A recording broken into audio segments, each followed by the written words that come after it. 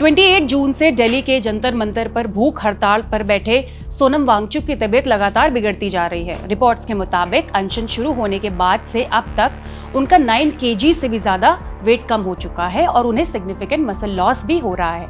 जैसे जैसे उनका फास्ट तीसरे हफ्ते में पहुंच रहा है, वैसे वैसे उनकी हेल्थ को लेकर कंसर्न्स भी काफी बढ़ते जा रहे हैं।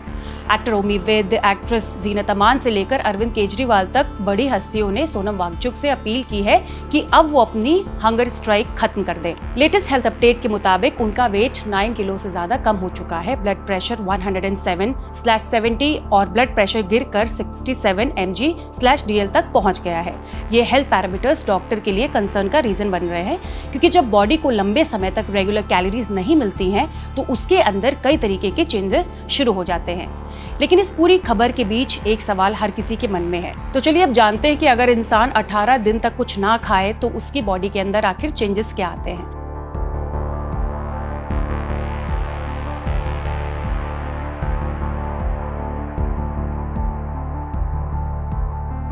क्या इतनी लंबी हंगर स्ट्राइक बॉडी के लिए सेफ है? बिना खाना खाए बॉडी को एनर्जी कहाँ से मिलती है? क्या सिर्फ पानी पी के इतने दिन तक जिंदा रहा जा सकता है? क्या बॉडी सिर्फ फैट बर्न करती है या फिर धीरे धीरे मसल्स और ऑर्गन्स पर भी इसका असर देखने को मिल सकता है? और अगर ये फास्ट और लंबा चले तो बॉडी के अंदर कौन कौन से डेंजरस चेंजेस आ सकते हैं? आज के इस वीडियो में हम इन सवालों का जवाब जानेंगे डॉक्टर्स और साइंटिफिक रिसर्च की मदद से। हम समझेंगे कि बिना खाना खाए पहले 24 आवर्स में बॉडी के अंदर क्या होता है, बॉडी कब ग्लूकोज छोड़कर फैट बर्न करना शुरू कर देती है, केटोसिस क्या होता है, मसल कब टूटने लगती हैं, लंबे समय तक फास्टिंग का effect brain, heart, kidneys, liver और इम्यून सिस्टम पर कैसे पड़ता है, ब्लड प्रेशर और ब्लड शुगर क्यों गिरने लगता है और किस स्टेज पर प्रोलॉन्ग फास्टिंग जानलेवा भी साबित हो सकती है। लेकिन उससे पहले ये जान लेते हैं कि आखिर सोनम वांगचुक है कौन। सोनम वांगचुक एक मैकेनिकल इंजीनियर, इनोवेटर और एजुकेशन रिफॉर्मर हैं। पिछले कई सालों से वो लद्दाख में क्लाइमेट चेंज और पानी की प्रॉब्लम पर काम कर रहे हैं। उनकी सबसे मशहूर इनोवेशन है आइस स्टूपा। ये एक तरीके का आर्टिफिशियल ग्लेशियर है जो सर्दियों में पानी को स्टोर करता है और गर्मियों में धीरे धीरे रिलीज करता है ताकि किसानों को इरिगेशन के लिए पानी मिल सके। इसे इनोवेशन और एनवायरमेंटल वर्क के लिए उन्हें 2018 में अवार्ड भी मिला था। अगर आपने 3 इडियट्स देखी है तो शायद आपको ये जानकर हैरानी होगी कि फिल्म में आमिर खान के कैरेक्टर रैंचो की इंस्पिरेशन भी इसी कैरेक्टर से ली गई है। ये 2017 में वो कौन बनेगा करोड़पति में अमिताभ बच्चन के साथ भी नजर आए थे। पिछले साल एक प्रोटेस्ट के दौरान उन्हें गिरफ्तार भी किया गया था। करीब 170 दिन जेल में रहने के बाद उनके खिलाफ लगे आरोप हटा दिए गए और उन्हें रिहा कर दिया गया। दिल्ली की तेज गर्मी के बाद भी जहां टेम्परेचर 38 डिग्री और रियल फील करीब 46 डिग्री तक पहुंच रहा है, आज भी सैकड़ों लोग जंतर मंतर पर उनके सपोर्ट में मौजूद हैं। अब बात करते हैं सबसे इम्पोर्टेंट सवाल की। जब हम खाना खाते हैं तो बॉडी के अंदर एनर्जी के सिस्टम कैसे काम करते हैं? जब हम खाना खाते हैं, खासकर कार्बोहाइड्रेट्स, तो बॉडी उन्हें ग्लूकोज में कन्वर्ट करती है। ये ग्लूकोज हमारे सेल्स के लिए फ्यूल का काम करता है।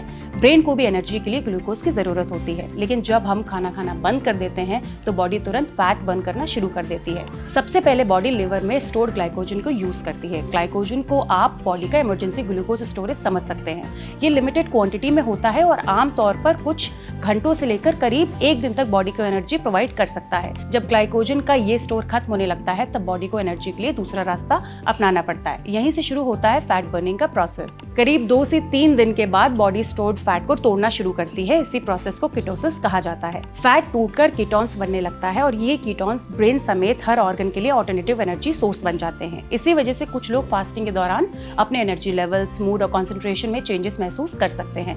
लेकिन यहाँ एक बहुत इंपॉर्टेंट बात समझना जरूरी है। कीटोसिस का मतलब ये नहीं है कि बॉडी बिल्कुल नॉर्मल कंडीशन में काम कर रही है। ये बॉडी का एक सर्वाइवल मैकेनिज्म है।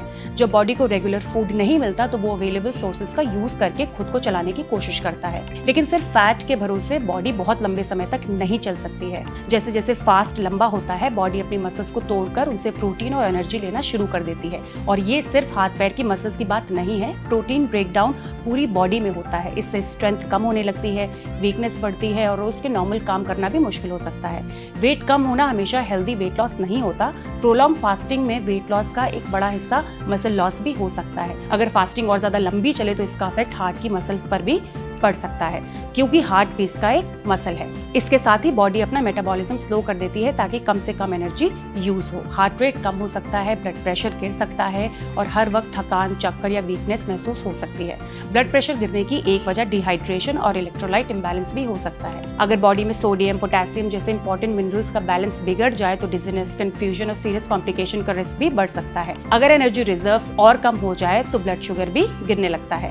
लो ब्लड शुगर की वजह से हेडेक, कंसंट्रेशन में दिक्कत, कंफ्यूजन और कई बार बेहोशी तक आ सकती है। ब्रेन भी लंबे फास्टिंग से अफेक्ट हो सकता है। बॉडी कीटोन्स का यूज करना शुरू कर देती है, लेकिन लंबे समय तक कैलोरीज की कमी से डिसीजन मेकिंग, मूड और मेंटल अलर्टनेस पर भी काफी असर पड़ सकता है। लंबे समय तक भूखे रहने से इम्यून सिस्टम भी आपका वीक हो सकता है, मतलब इन्फेक्शन का रिस्क बढ़ सकता है और बॉडी की रिकवरी भी स्लो हो सकती है। अगर ये सिचुएशन तीसरे हफ्ते या उससे ज्यादा तक पहुंच जाए तो रिस्क और भी ज्यादा बढ़ जाता है। बॉडी में जरूरी विटामिन्स और मिनरल्स की कमी होने लगती है, जिसका असर हार्ट, किडनीज, ब्रेन और दूसरे ऑर्गन्स पर भी पड़ सकता है। डॉक्टर्स ये भी कहते हैं कि अगर कोई इंसान फास्ट के दौरान सिर्फ पानी या इलेक्ट्रोलाइट्स ले रहा हो तब भी लंबे समय तक कैलोरीज ना मिलने का इफेक्ट बॉडी पर दिखने लग जाता है। इसलिए प्रोलॉन्ग फास्टिंग में डॉक्टर्स रेगुलर मॉनिटरिंग करते हैं। सिर्फ वेट चेक नहीं किया जाता, बल्कि blood pressure, pulse rate, blood sugar और जरूरत पड़ने पर ब्लड टेस्ट के थ्रू बॉडी की कंडीशन मॉनिटर की जाती है। और सबसे इंटरेस्टिंग बात, रिस्क सिर्फ भूखे रहने में नहीं होता, बल्कि फास्ट तोड़ने के बाद भी होता है। अगर कई दिनों तक भूखे रहने के बाद अचानक हैवी मील ले ली जाए तो रीफीडिंग सिंड्रोम नाम की एक सीरियस मेडिकल कंडीशन हो सकती है। इसमें बॉडी के इलेक्ट्रोलाइट्स अचानक चेंज हो जाते हैं, जिसका इफेक्ट हार्ट और दूसरे ऑर्गन्स पर भी पड़ सकता है। इसलिए डॉक्टर्स हमेशा लंबे फास्ट के बाद धीरे धीरे और मॉनिटर तरीके से खाना शुरू करवाते हैं। यानी हमारी बॉडी में कुछ समय तक खुद को संभालने की कैपेसिटी जरूर होती है, लेकिन उसकी भी एक लिमिट होती है। और शायद इसी वजह से सोनम वांगचुक की गिरती हेल्थ को लेकर डॉक्टर्स लगातार कंसर्न जता रहे हैं, क्योंकि सवाल अब सिर्फ उनके प्रोटेस्ट का नहीं है, बल्कि इस बात का है कि ह्यूमन बॉडी आखिर कितने दिन तक बिना खाना खाए सेफली सर्वाइव कर सकती है। चलिए अब इस पूरे एपिसोड को एक बार समराइज करते हैं। आज हमने जाना कि 18 दिन तक फास्टिंग करने पर बॉडी के अंदर क्या चेंजेस आते हैं। हमने समझा कि शुरुआत में बॉडी ग्लाइकोजन का यूज कैसे करती है, फिर एनर्जी के लिए फैट बर्न करना शुरू करती है और अगर फास्टिंग लंबी चले तो मसल तोड़कर एनर्जी बनाना शुरू कर देती है। हमने ये भी देखा कि प्रोलॉन्ग फास्टिंग से ब्लड शुगर और ब्लड प्रेशर गिर सकता है, मेटाबॉलिज्म स्लो हो सकता है और हार्ट, ब्रेन, किडनीज और इम्यून सिस्टम पर भी इसका असर देखने को मिल सकता है। साथ ही हमने रीफीडिंग सिंड्रोम के बारे में जाना, जो लंबे फास्ट के बाद अचानक हैवी खाना खाने से हो सकता है। सबसे जरूरी बात यह है कि हंगर स्ट्राइक या प्रोलॉन्ग फास्टिंग सिर्फ वेट लॉस का टॉपिक नहीं है, ये बॉडी के सर्वाइवल मैकेनिज्म और उसके लिमिट्स का मैटर है। बॉडी कुछ समय तक स्टोर्ड एनर्जी के भरोसे काम चला सकती है, लेकिन जैसे जैसे फास्टिंग लंबी होती है हेल्थ रिस्क भी बढ़ने लग जाते हैं। इसलिए ऐसी सिचुएशन में मेडिकल मॉनिटरिंग बहुत जरूरी हो जाती है। अगर आपको ये वीडियो इन्फॉर्मेटिव लगी हो तो लाइक और शेयर जरूर कीजिए। मिलती हूँ अगले एपिसोड में। Till then keep watching fit Tak. Weight lifestyle के लिए 10 अलग पेजेस क्यों फॉलो करना?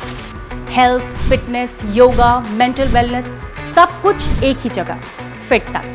Simple tips, expert insights, real conversations. Life upgrade करो easy way. Watch only on fit Tak YouTube.